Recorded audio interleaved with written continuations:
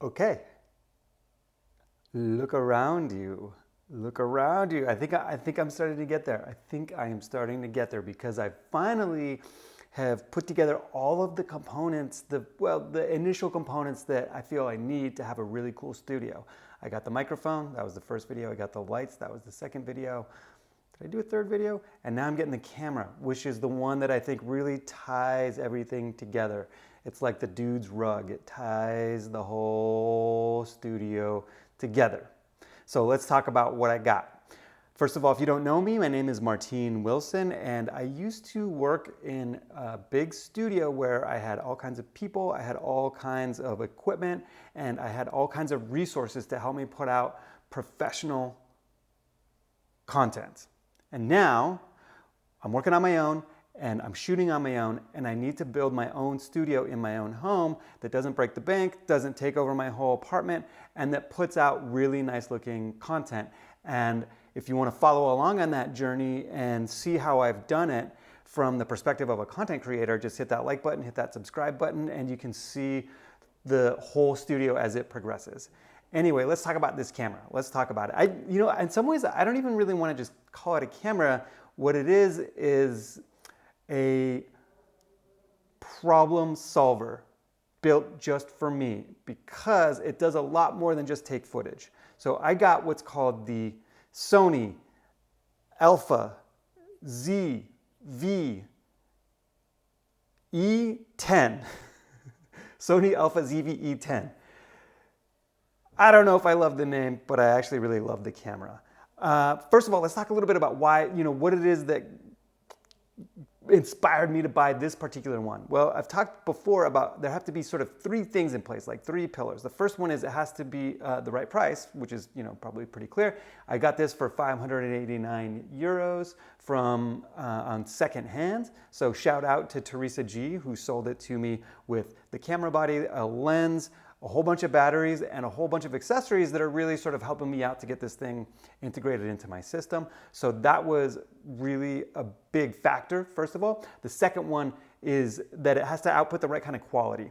And in this case, what I'm talking about is quality isn't just the quality of the video and the audio that you're hearing and seeing, but it's all the features that go along with that. And I'm going to talk about that at length in just a minute. And then the final pillar is, can I sell it used and can I buy it used? And in this case, obviously the proof is in the pudding. I bought it used and I got a good deal and I felt really good about the price that I paid for it, and I'm gonna be able to sell it on if something doesn't work out. So for me, this camera has been the easiest to fit in that sort of, on that three-legged stool. With the microphone and with the lights, it was a lot more agony and was a lot harder. I actually had picked out the camera almost immediately. It was the first camera that anybody that knew what they were talking about recommended to me, and it was an excellent recommendation. So anyway, let's talk about it a little bit more. So why is it so great? I want to talk about the quality. And I'm not going to give you like a list of the specifications and the features and like what the f-stop is and the, how big this sensor is, because there are a lot of people on YouTube that are a lot smarter than me, videographers and content creators that can tell you about those specific features and why they're so great. What I'm going to focus on is the problems that it solves for me and what it enables me to do. The first thing is that it's built for almost this exact use case. Somebody creating content, and very importantly, somebody creating content on their own. So what that means is you don't have a videographer or studio assistant or somebody to help you run the camera, run the sound, run the lights. You're doing everything by yourself, so you need to have a few different things in place. The first thing is that it's got really cool connectivity. Right now you can't see it because it's on my, I don't want to move things around. It's connected directly via Wi-Fi to my computer. And so on my screen, I can see a kind of a low quality sort of version of exactly what it is that I'm recording. And in addition to that, I have all the controls of the camera there. And in fact, I'm controlling it from the computer. This sounds like maybe a little bit gimmicky at first, but if you've ever tried to create your own content in this way, you know that it's really hard to sort of get everything set up, and then you have to reach over, you have to touch the camera, you have to change some setting, because always what happens is you hit some stupid setting and it destroys your content, but you don't realize it because all you have is the little screen that you can see. that's connected to the camera. But here, having this computer screen is much, much, much better for me to be able to monitor what it is that I'm doing. Speaking of the screen, it's got an LCD that flips out and I can see it. So if I can't connect to my laptop, I can at least see the screen really well. Some of the nicer DSLR cameras don't do that because they're not really built for somebody on this side of the camera to be controlling it. They're really built for the photographer to be controlling it. And so that's a feature that some cameras that are like 5 times the price don't have. Love it. Another one is that it has really good audio features, which are really important too, because you can't, it's really hard for you to tell if the audio that you're getting is good a lot of the times. And so what it has is, obviously it has a microphone input, but it also has headphone output. So what I can do is I can just put my headphones on and I can hear exactly what it is that I'm recording, and I can say, oh yeah, okay, that still sounds good, or I need to make an adjustment, or I need to kill this particular take. So it's very easy for me to have these headphones nearby, put them on, make sure that everything sounds good, and boom, off to the races. Another thing that's really great about this camera is that it has rock solid autofocus while you're filming. So Sony is famous for this. That's sort of the main reason that I started looking at so many cameras in the beginning, because if you're recording on your own, you have to have super good autofocus. Other brands just don't tend to have that. Sony is really well known for the autofocus. And let me show you a couple things. What I can do is, first of all, I can move around, and hopefully it's doing it if I don't get too close. I can move forward, I can move backwards, I can be like over here, I can be over here. And because it's got such a good autofocus, it's almost instantaneously finding me. And let me show you something else. This is the case for my headphones. It's blah, blah, blah, blah, blah, and it focuses on that. I drop it, and in almost no time, it picks up my face again and keeps focusing. So this is another feature that is super critical for people that are working on their own. Okay, the other one that's kind of related is that it has really nice lenses. The lens is an autofocus lens, and also it's removable. So now what that means is I have available to me all of the Sony E-mount lenses, and there's like, I don't know, over 100 different lenses. I'm working with the base model that came with the camera now, but probably one of the next purchases that I make is going to be a new lens. So I can get even nicer looking content. And I know that I have a ton of options, and they have really good autofocus, and they're really sort of well regarded among people that know things about stuff like that.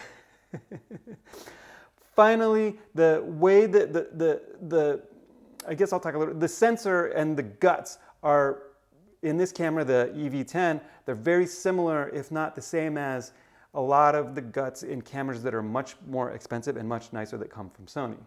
So they did a really good job with this camera of getting rid of all of the stuff that somebody like me would not need, including, there isn't even like a viewfinder. I can't like pick up the camera and look like that. I only have the LCD screen, but for my use case, that's perfectly fine. But there's a bunch of other features that they removed, understanding that people like me wouldn't need them. So that both makes the camera cheaper, and it actually makes it easier for me to deal with. Because if I had, if we want to talk about alternatives, the first alternative that I would have looked at would have been a digital SLR. So that's the camera that you're used to seeing a photographer, and it goes, basically the digital version of the camera from the 1980s, 1960s, 1950s. And they look great, they sound great. However, they have a lot of features that I don't need, that are like pro features and settings and things that you can do if you need to do really high-end photography. That's not what I need. So this camera is better than those in that regard, because it's simpler to use and it's a lot cheaper.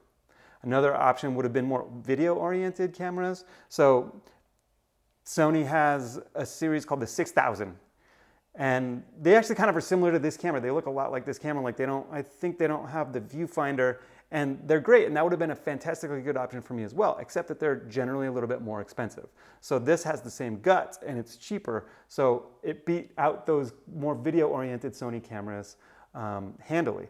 Another option would have been, there are these kind of cinema-oriented cameras, I want to call them. There's a company called Blackmagic that makes these cameras that they put out, frankly, just great footage. They look beautiful. The stuff that they record is absolutely fantastic, but they're geared towards somebody that has a lot more technical ability than I do. So that person can go in after, and they can adjust the color. They can do a lot of different things to sort of make little micro tweaks to get really, really good footage out of them. And the raw blank footage that you would take directly from the camera may not be so usable. So this camera is built around somebody like me who's kind of a bonehead when it comes to this technology, and it gives them a few basic features, but it puts out the type of quality that is going to be good enough for this type of media. It's not perfect, but it's good enough.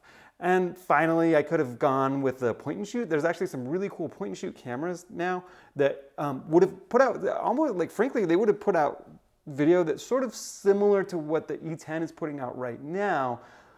The main reason I didn't pick one of those is they don't have interchangeable lenses. So that means that as you progress technologically in your technological sort of abilities and in the requirements, as you get a little bit more advanced as a creator, those become obsolete really fast because you can't change out the lenses.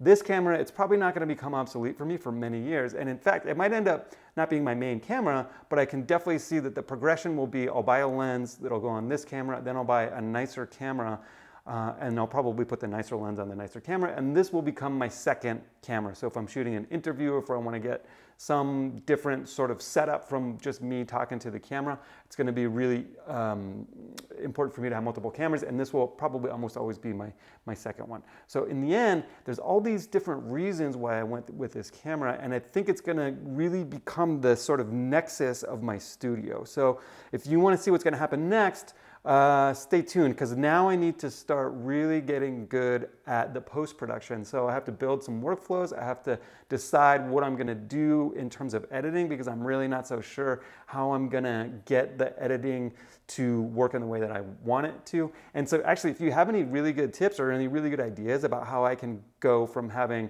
this kind of video, which is essentially unedited, to having something that looks a little bit more polished and has a little bit more nice editing sort of in it, without A, breaking the bank, and B, requiring me to learn from scratch how to use something like, I don't know, Adobe Premiere or Apple Final Cut Pro, because I just don't want to invest the time in doing that. Let me know in the comments, and hopefully I'll see you next time when we're talking about editing and also dialing in everything, because I still see some things I want to dial in.